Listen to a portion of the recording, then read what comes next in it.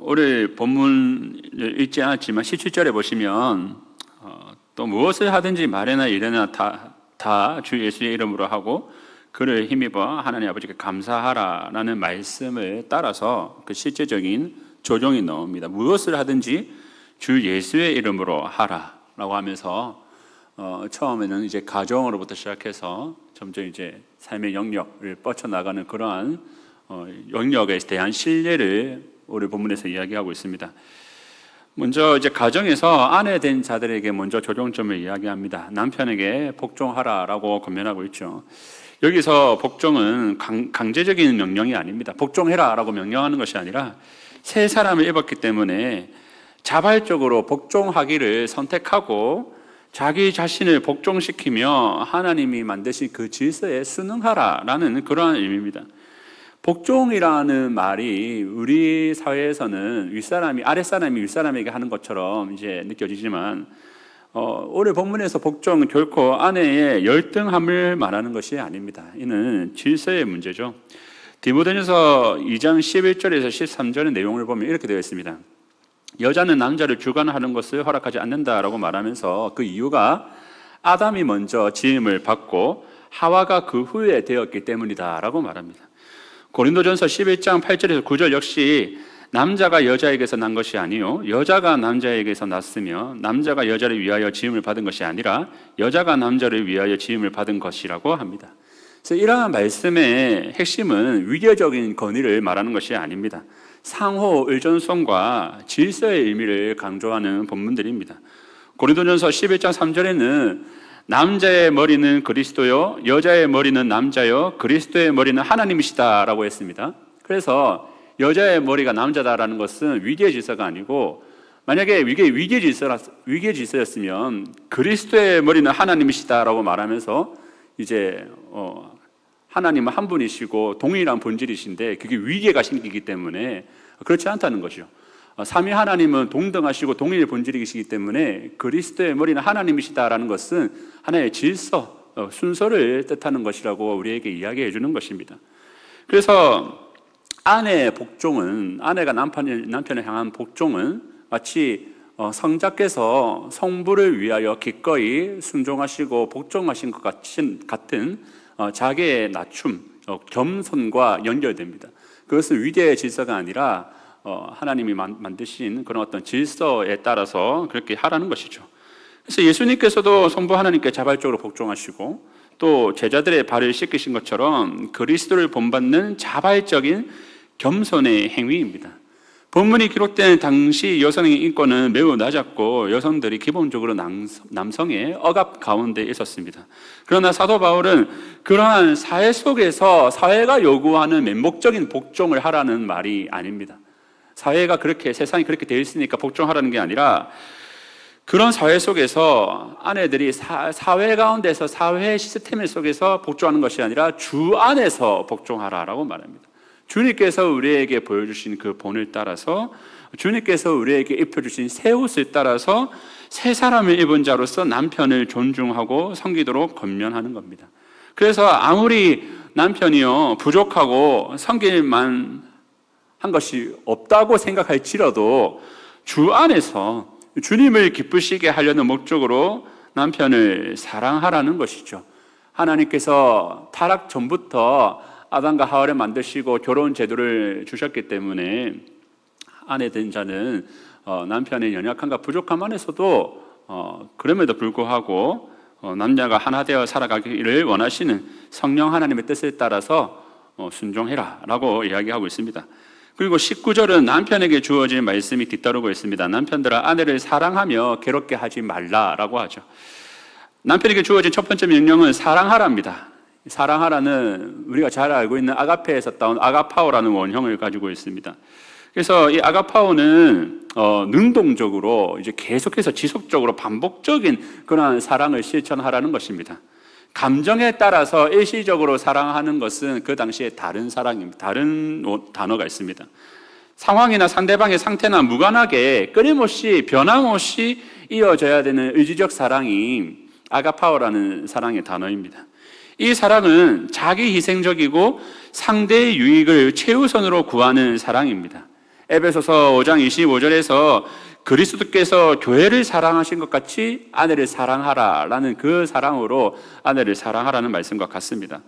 그래서 그리스도께서 우리를 끝까지 사랑하시고 끊임없이 영과 육의 양식을 공급하고 우리를 자라게 하는 것처럼 남편은 아내를 사랑하여서 그 아내를 거룩하고 흠없게 세우려는 목적을 가지며 사랑해야 합니다.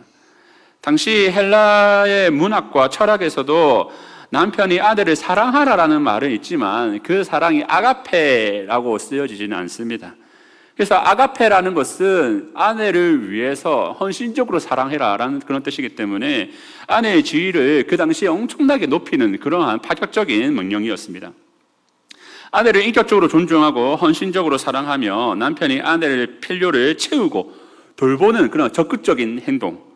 다시 말하자면, 좀 가정에서 말하자면 남편이 아내를 위해서 살아가야 한다, 그 정도로 사랑하며 살아가야 된다라는 정도로 그렇게 표현한 것입니다. 왜냐하면 그리스도께서 교회를 사랑하시기 위해서, 교회를 사랑하셔서 자기 몸을 주셨기 때문입니다. 이 땅에 오신 목적도 자기 백성을 사랑하기 위해서고요. 그리고 자기 몸을 십자가에 매달리신 그것도 교회를 사랑하기 때문이고요. 부활하신 것도 교회를 사랑하기 때문이고, 지금 하나님 우편에 앉아 계신 것도 교회를 위해서다라고 말합니다. 그래서 예수님께서 우리를 너무 사랑하셔서 이 땅에 오시고 순종하시고 죽으시고 부활하시고 승천하셔서 하나님 우편에 앉아 계셔서 우리의 중보의 대제사장직 역할을 하는 모든 일들이 다 우리를 향한 사랑에서 비롯되었다라고 하기 때문에 남편이 아내를 사랑할 때 그리스도께서 교회를 사랑하듯이 하라는 것은 마치 가정에서 표현하자면 남편의 존재 이유가 아내를 위해서 있다라고 할 정도로 그렇게 사랑하고 섬기라는 그러한 명령이 되는 것입니다. 그래서 아내를 자기 소유처럼 여기며 군림하던 것이 그 시대의 사회의 이야기였죠.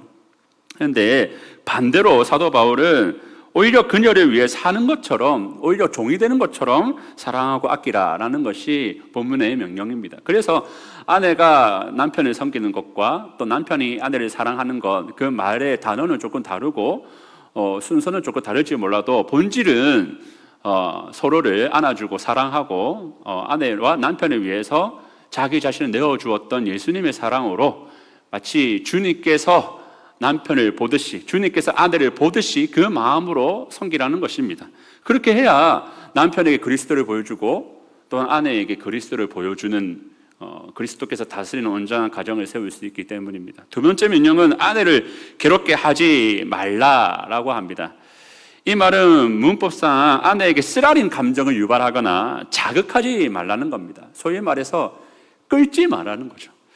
거칠게 대하거나 비판적이고 냉담하고 무시하거나 분노를 표출하는 등 아내의 마음을 상하게 하는 모든 행동을 금지하는 겁니다. 이 당시에는 아내의 어떤 위치가 너무 낮고 남편이 너무 함부로 대하는 그러한 것이 강했기 때문에 덧붙여져 있는 것이지, 아내는 마음대로 남편을 긁어도 된다는 말은 아닙니다. 서로가 서로의 마음을 긁지 않도록 해야 됩니다. 그래서 첫 번째는 해야 할 것, 적극적인 명령을 하죠. 사랑해라, 섬겨라 라고 말하고, 두 번째는 하지 말아야 할 것, 아내, 배우자의 마음을 상하게 하지 마라, 배우자의 마음을 상하게 하는, 섭섭하게 하는 그러한 일들을 하지 말라라고 말하면서 아가페적 사랑을 실천하라고 말하고 있습니다. 그래서 배우자를 품기 위해서 자기를 죽일 수 있는 그러한 그리스도께서 우리에게 보여주신 그러한 사랑을 하라는 것이죠.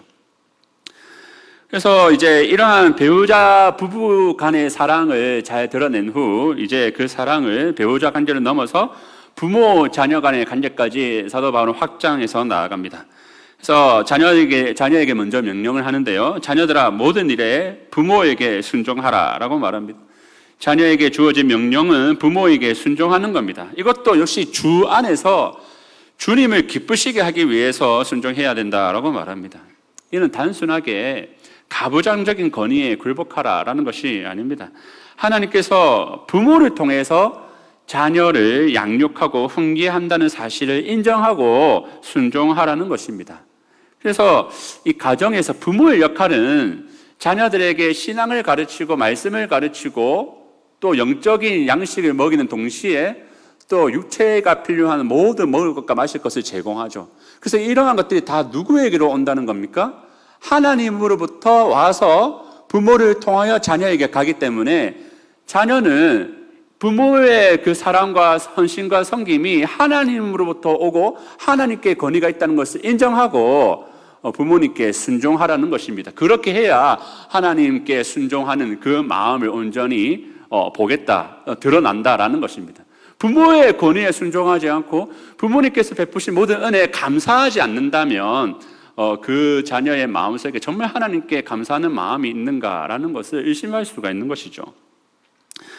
그래서 자녀는 부모에게 이제 순종할 때 모든 권위가 부모님부터 주는 모든 은혜가 하나님께로부터 오기 때문에 하나님께 감사하듯이 부모님께 감사하고 순종해야 됩니다. 특별히 이제 가정이라는 것은 언약 공동체죠. 우리가 유아세를 줄 때도 부모님이 이제 선서를 하지 않습니까? 그 자녀가 말을 하기 전에 헌법상에도 말을 하기 전에 세례를 줘서 이 아이가 신앙 고백하기 전에 이 아이가 스스로 하나님을 선택하는 것이 아니라 하나님께서 먼저 이 아이를 선택했다는 그러한 헌법 해설에 따라서 우리는 말을 하기 전에 주는 것이 일반적이거든요. 그러면 그 아이가 신앙을 자라게 하는 그 책임이 누구에게 주어집니까? 부모에게 주어집니다.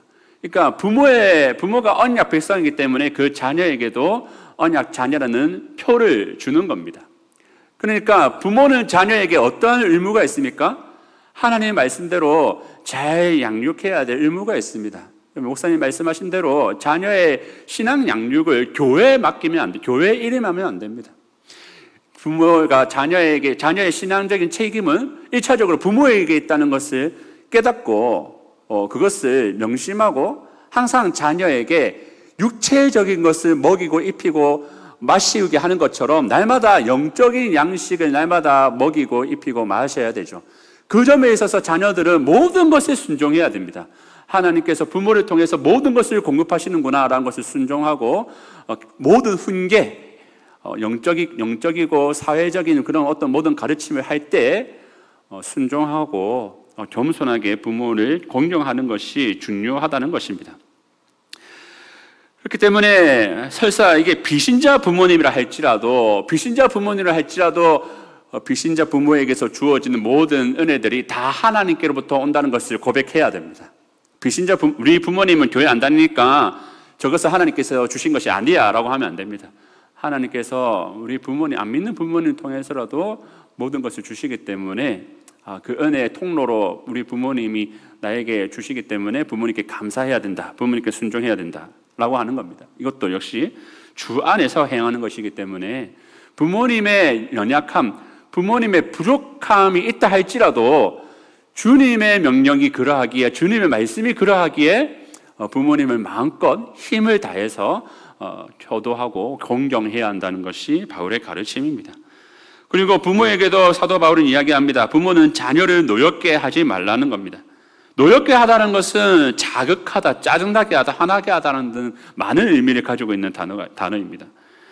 이는 자녀들이 부모의 권위에 순종해야 한다고 해서 그 권위를 남용하거나 그 자녀를 자신의 소유처럼 다루면 안 된다는 겁니다.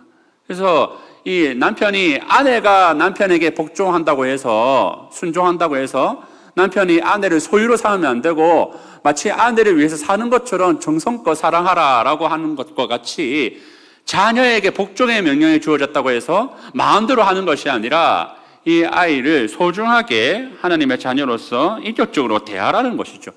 당시 여성 인권뿐만 아니라 어린아이의 인권까지 매우 낮았기 때문에 언약의 자녀들을 하나님의 사랑으로 또 하나님을 사랑하도록 잘 이끌고 또 하나님을 섬기도록 잘 도와주는 그러한 것이 부모의 목적이지, 부모의 어떤 미성숙함이나 이기심이나 권위주의로 자녀를 부당하게 대하면 안 된다는 것입니다. 왜냐하면 자녀들이 부모님의 모습을 보고 하나님의 모습을 많이 그릴 때가 많기 때문입니다. 하나님을 아버지라 부를 때 1차적으로 떠오르는 것은 누구입니까? 당연히 아버지라는 단어를 말하면 육체적인 아버지를 떠올리게 됩니다. 저도 하나님 아버지의 그러한 사랑과 은혜를 생각할 때 저는 어머니를 주로 생각하거든요. 그래서 어머니가 내가 무슨 연약한가 부족한 상황 가운데 처해 있다 할지라도 어머니는 항상 내 편이 돼주시지, 어머니는 나를 버리지 아니하시지, 내가 아무리 힘들어도 엄마 얼굴 한번 보면 마음이 나아지지, 그러한 긍정적인 부모상이 있기 때문에 하나님에 대한 그 이미지상도 조금 더 잘 이해할 수 있었던 것 같습니다. 그러니까 사도 바울은 부모에게도 하나님의 상을 잘 보여줘야 한다라고 말합니다. 하나님 아버지께서 우리에게 하실 일은 비인격적이지도 않고 폭력적이지도 않습니다. 늘 참으시고 인내하시고 감정적이지 않고 일관되시고 목적 있게 그 하나님의 자녀로서 온전히 살아가도록 항상 일관적으로 목적을 두시고 우리를 훈계하시며 우리를 교육해 가시듯이 우리도 부모가 되었으면 자녀들을 참고 인내해야 되지, 감정적으로 대하거나 일관적이지 않거나 목적 없이 그냥 이렇게 나의 감정대로 자녀들을 훈계하는 것은 자녀를 노엽게 하는 옳지 않은 그러한 훈육이다라고 성경은 말하는 것입니다. 그래서 우리는 자녀를 양육할 때 참 하나님 마음을 닮아야 됩니다.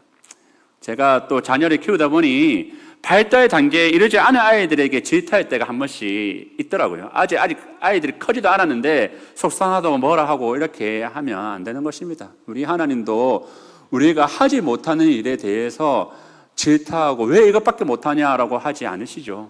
늘 참으시고 인내하시고 7번씩 70번 잘못했다 할지라도 늘 세임 주시고 말씀하고 기다려주시는 그 사랑스러운 하나님 아버지의 그 성품을 자녀에게 잘 반영할 수 있도록 우리가 먼저 하나님 아버지를 닮아가려고 애써야 됩니다. 그래서 일관성을 가지고 하루는 너 성공해서 서울대학교 가가지고 돈 많이 버는 직업 가져라 해놓고 그 다음날 기도 와가지고 하지만 그래도 네가 이웃을 사랑해야 되지 않겠느냐 하고 또 시험에 들어가지고 이렇게 왔다 갔다 하는 것이 아니라 정말 내가 하나님의 언약 백성으로서 키운다, 정확한 내가 하나님 앞에 사로잡혀서 하나님 이 아이를 정말 하나님의 나라와 영광을 위해서 내가 잘 키울 수 있도록 이 아이를 몰렉이나 만문이라는 우상에, 물질의 우상에 바치지 않고 정말 하나님께서 기뻐하시고 하나님께서 이 아이를 통하여서 영감 받으시고 이 아이를 통해서 많은 사람이 유익을 얻을 수 있는 그러한 목적을 갖고 키우길 원합니다라고 내가 먼저 자녀들을 향해서 마음을 탁 품고 그렇게 가르치고 말을 하고 그렇게 해야 하겠죠. 그래서 자녀들이 사실은 결혼을 하고 나가면 이제 출가 외인이라고 얘기하지만 그럼에도 불구하고 여전히 자녀들은 부모의 도움을 필요로 하지 않습니까? 지금도 나이가 많이 드셔도 부모님이 이제 소천을 하고 있다 할지라도 저희 어머니도 어머니에게 제일 힘들 때가 언제냐 물어보면 아버지라고 부르고 싶은데 아버지가 옆에 없을 때가 제일 힘들다 하시더라고요. 아버지라고 부를 수 있는 대상이 사라진 것 그 자체가 너무 힘들다 하더라고요. 저도 그 말에 참 공감을 합니다. 저도 세 아들의 아버지고 또 한 아내의 남편이지만 여전히 아버지가 존재만으로 필요하고 아버지의 이야기, 아버지의 훈계가 필요할 때가 있더라고요. 그래서 자녀들에 향한 그런 어떤 훈계와 가르침이 계속해서 있어야 된다는 것. 그리고 우리 다음 세대, 우리 손주, 손녀들에게도 꼭 필요한 가르침이 어르신 세대에 있습니다. 항상 우리 세 아들이 저희 외할아버지, 외할머니가 이제 목사님이고 사모님이신데, 당연히 그렇죠. 그래서 이제 청송에 계십니다, 청송에. 그래서 이 아이들을 청송에 한번 일주일 보내고 오면 이 아이들이 거의 수련회 갔다 온 것 마냥 상당히 많이 변화돼서 옵니다. 부모는 욕심이 있고 연약함이 있어서 이렇게 좀 잘 못 가르치는 부분들도 조부모님들이 조부모가 줄 수 있는 유일한 신앙의 유산이 있습니다.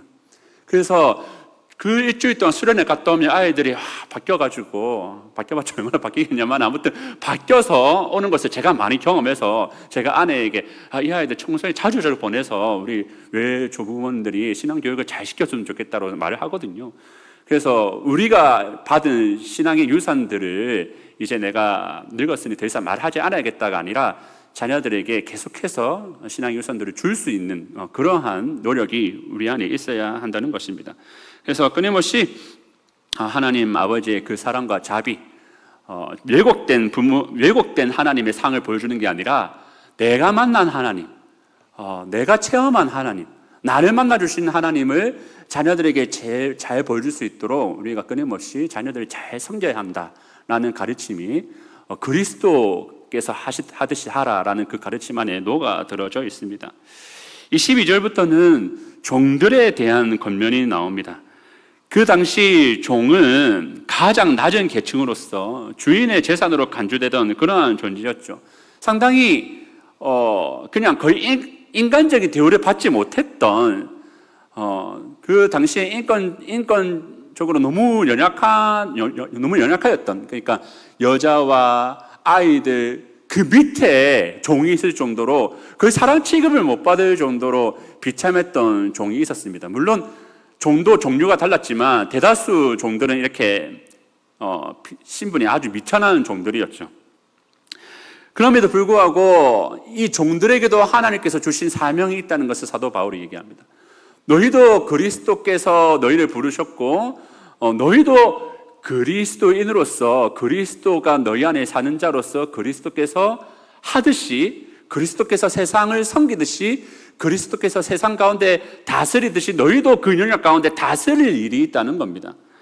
그래서 사람을 모든 일에 육신의 상전들에게 순종하라라고 말하면서 사람을 기쁘게 하는 자와 같이 눈가림만 하지 말고 성실하게 하라는 것이죠. 요즘 말로 뺀질뺀질거리거나 사람 눈치 보면서 대충 하지 말라는 겁니다. 상전이 볼 때만 하는 척하고 상전이 안 보면 게으르게 하는 듯이 하지 말고, 주님께서 너를 통해서 영광 받으시고 또 주님께서 너를 통해 하실 일이 있고 너의 상전은 주님이시고 너의 상전이신 주님은 너를 떠나지 않으니까 어떻게 살라는 겁니까? 상전에 대하여 살지 말고, 물론 너에게 세운 상전에 대해서 순종해야 되지만 거기에 대하여 살지 말고 날마다 그리스도를 대하듯이 살아가라는 것입니다. 그래서 그리스도를 대하듯이 상전을 대하고 그리스도께서 너와 항상 함께 하듯이 그리스도 앞에서 날마다 성실하게 살아가라라고 말하는 것이죠. 그래서 종들의 모든 행동과 순종의 궁극적 동기는 예수님께서 나를 여기에 두셨다라는 신앙 고백 위에 있어야 됩니다. 예수님께서 나를 여기에 두셨다. 내가 비천한 자리고 내가 못해서 여기에 있는 것이 아니라 여기에서도 주님께서 나의 모든 행위를 지켜보고 계시고 받으신다라는 그러한 정체성을 가지라는 것이죠. 오늘날에는 종이 없지 않습니까? 그럼에도 불구하고 많은 노동자들은 제 청년들은 한 번씩 청년들을 얘기해 보면 자기 스스로를 종 노릇한다, 노예살이 한다 그렇게 말들 하곤 합니다. 그래서 이 적용점을 오늘날 노동을 하는, 일을 하는 모든 우리에게도 적용시킬 수 있겠습니다. 우리가 일을 할 때 그냥 돈을 벌려는 목적으로 하거나 그리고 우리의 직장 상사에게 보라고 하는 것이 아니라 나의 일을 통해서 많은 사람들이 유익을 얻을 수 있도록 나의 일을 통해서 주님께서 나의 성실함을 보신다. 내가 제조업에 있으면 불량되지 않도록, 내가 서비스업에 있으면 그 사람이 상처받지 않도록 나에게 주신 모든 은사들을 활용해서 하나님과 이웃을 유익하게 하리라는 그러한 주님께 대하여 모든 일을 하라는 것이 종들에게 주는 권면이죠.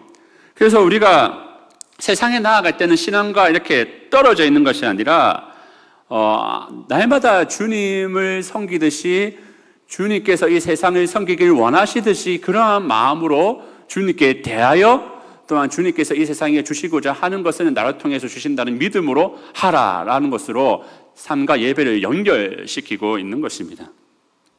그래서 23절은요, 종들에게 주는 어떤 핵심적인 메시지입니다. 무슨 일을 하든지 마음을 다하여 주께 하듯하고 사람에게 하듯 하지 말라.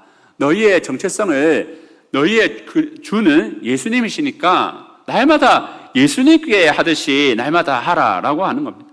새 사람을 입은 자는 이제 모든 일을 주님께 하듯이 합니다. 옛날에는 우리의 목적과 동기와 그 힘이 우리 스스로에게 나왔잖아요.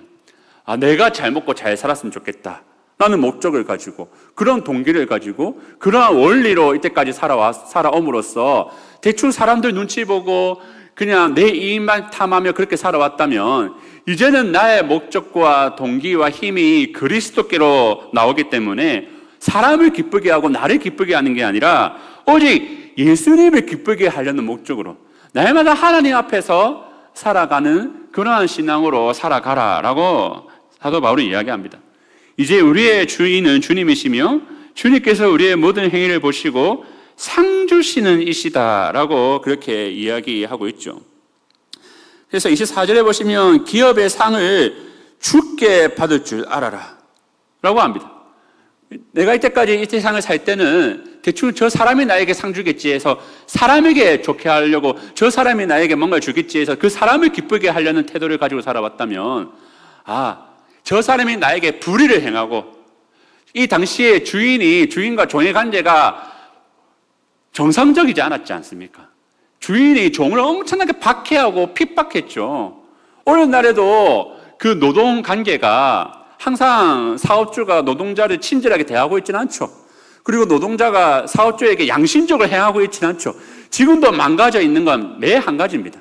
그럼에도 불구하고 서로 간의 모습을 바라보지 않고 무엇을 바라봄으로 하라는 겁니까? 주인이 나에게 혹은 사업주가 나에게 부당하게 한다 할지라도 나는 잘하라는 겁니다. 그러면 왜요? 나의 참된 주가 그리스도이기 때문에 그가 나를 판단하시고 상 주시는 이시다라는 것을 고백하라는 겁니다. 그리고 저 사람이 나에게 불의하게 대한다 해서 나도 똑같이 불의하게 하지 말라는 겁니다.